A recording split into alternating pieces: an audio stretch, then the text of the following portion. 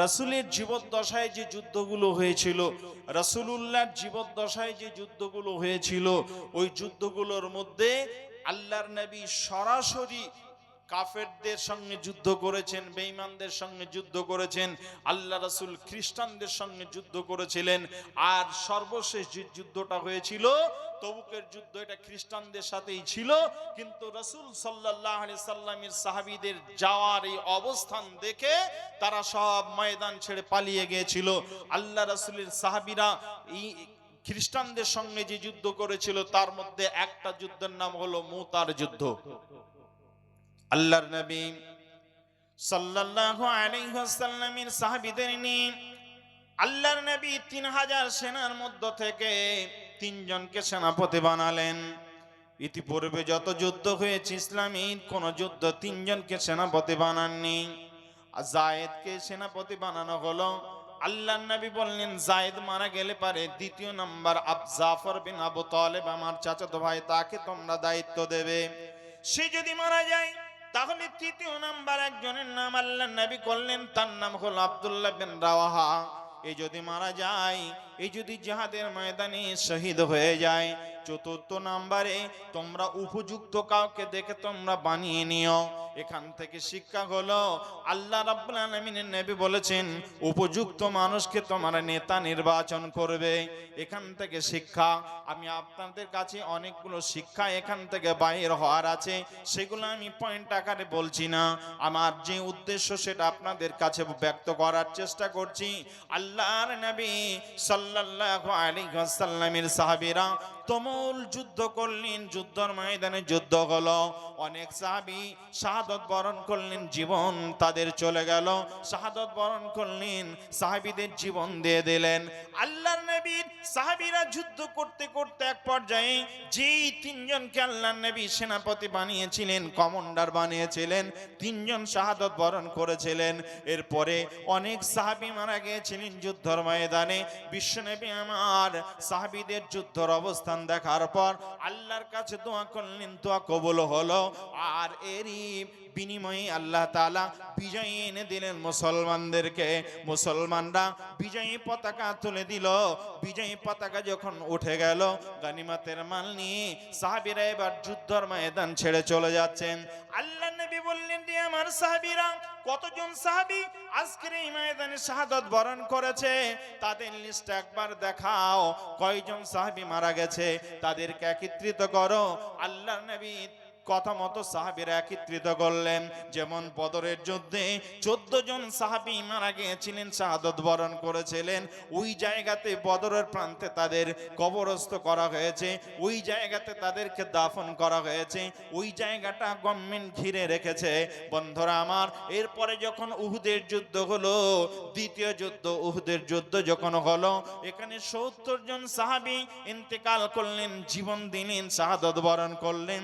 তাদেরকে দুটো কবরে গণ কবর দিয়ে রাখা হলো। ওই কবরটা আজ ওই জায়গাতে রয়েছে, ঘেরা আছে, গভর্নমেন্ট ঘিরে দিয়েছে। এই শাহাদাত যারা বরণ করেছিলেন উহুদের প্রান্তে, তাদের সম্মানার্থে আল্লাহ রাব্বুল আলামিন তো সম্মান দিয়েছেন। গভর্নমেন্ট তাদের সম্মানে একটা মসজিদ বানিয়ে দিয়েছেন ওই জায়গাতে। উহুদের ময়দানে ওই জায়গাতে কবরের পাশে একটা মসজিদ বানিয়ে দেওয়া হয়েছে। ওই মসজিদটার নাম দেওয়া হয়েছে উশুহাদা মসজিদ। ওই মসজিদটা শহীদদের নামে নামকরণ করা হলো।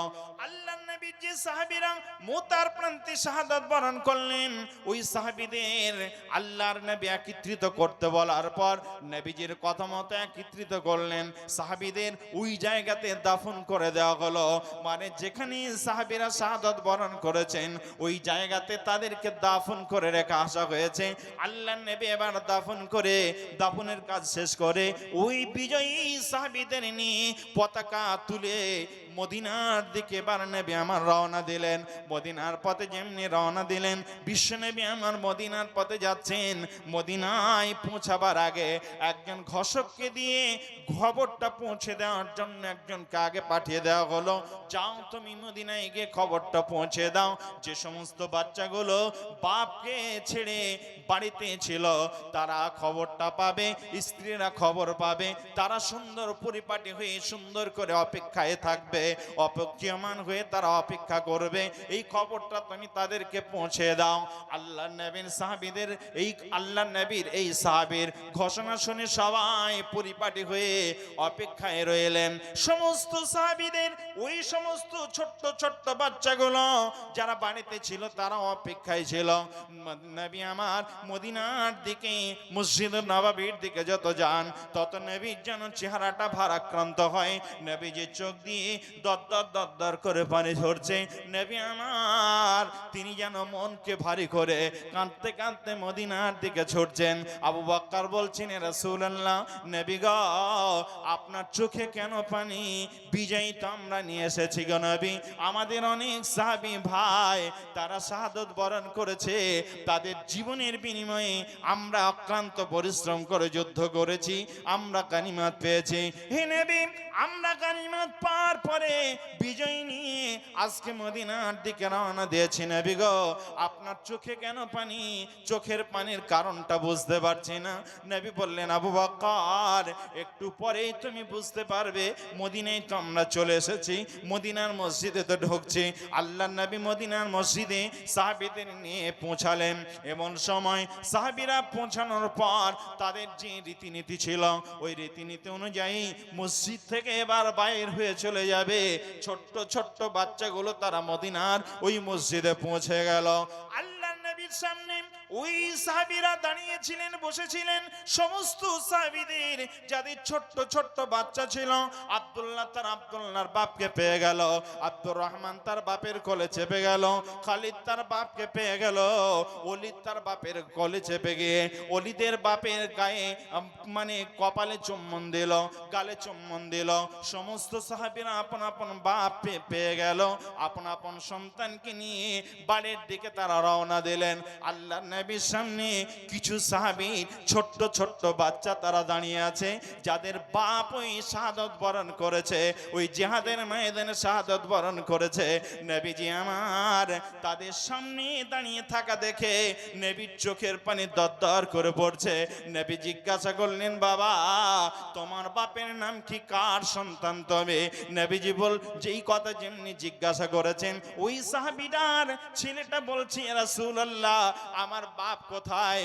খালিদ তো খালিদের বাপকে পেয়ে গেছে, ওলিদ তো ওলিদের বাপকে পেয়ে গেছে, আব্দুল্লাহ আব্দুল্লাহর বাপকে পেয়ে গেছে, সবাই সবার বাপকে পেয়ে গেল।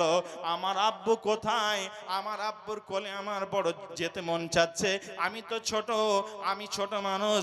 যখন আমার আব্বু বাড়ি থেকে বাহির হয়ে চলে যায়, আমি আমার আব্বুকে বললাম, আব্বু গো, আপনাকে ছাড়া আমার ঘুম আসে না, আপনি আমাকে খাইয়ে দেন, আপনি আমাকে গোসল করিয়ে দেন, পাশে বসিয়ে নিয়ে পাশে শুইয়ে নিয়ে আপনি ঘুম পাড়িয়ে দেন।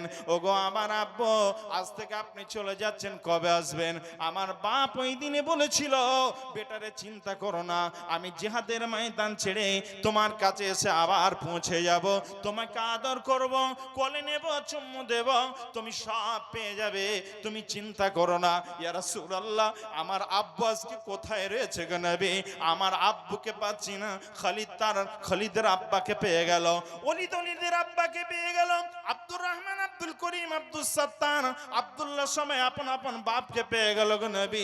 আমার আব্বু কোথায় আছে আপনি একবার বলুন, আমার আব্বুর কাছে আমি একবার যেতে চাই। আল্লাহ নবী বললেন, তোমার আব্বা সুন্দর একটা খাটের উপরে সুন্দর পরিবেশে ঘুমাচ্ছে। নবীর এই কথা মতো ওই সাহাবীর ছোট্ট বাচ্চাটা, সে তো মাসুম বাচ্চা, বোঝে না, সে বলছে, রাসূলুল্লাহ আমাকে আমার আব্বার কাছে নিয়ে চলেন গো নবী। আমার মনটা বারবার বাপের জন্য যেন ব্যাকুল হয়ে পড়ছে। আমার আব্বুর কোলে যাব, আমার আব্বা আমাকে আদর করবে, চুমু দেবে। এই কথাটা যেমনি বলেছে, বিশ্বনবী থাকতে না পেরে চোখের পানি দরদর করে ছেড়ে দে বলছে, বাবা তোমার আব্বাকে আর কোনোদিন তোমার কাছে নিয়ে আসতে পারবো না। তোমার আব্বা চিরতরে চিরনিদ্রায় ঘুমিয়ে আছে। তোমার আব্বার সাথে দেখা হবে একটা জায়গা, ওই জায়গাটার নাম হলো জান্নাত। জান্নাতে যাওয়ার আগে পর্যন্ত তোমার আব্বার সাথে আর কোনোদিন দেখা হবে না। জি ভাই, মা বোন, সাহাবীরা নিজের জীবন দিয়েছিলেন, নিজের জীবনের বিনিময়ে সফলতা অর্জন করেছিলেন, নিজের মাল দিয়ে সফলতা অর্জন করেছিলেন। আমরা সফলতা অর্জন করতে চাই দুনিয়াতে, কিন্তু আখিরাতে আমরা যে সফলতা অর্জন করতে হবে, কিছু জায়গা আছে, কিছু প্ল্যাটফর্ম আছে, ওই জায়গাগুলো যে আমাদেরকে ক্রস করে যেতে হবে, তবে আমরা জান্নাতে পৌঁছাতে পারবো। ওই জায়গাগুলো আমরা ভুলে গেছি, আমাদের ধ্যানে নেই, জ্ঞানে নেই। আমরা ওই জায়গাগুলো একদম চিরতরে ভুলে আমরা ভুলের জগতে, আমরা দুনিয়ার জগতে মেতে আছি। ওই জগৎগুলো, ওই জায়গাগুলো ভুললে চলবে না।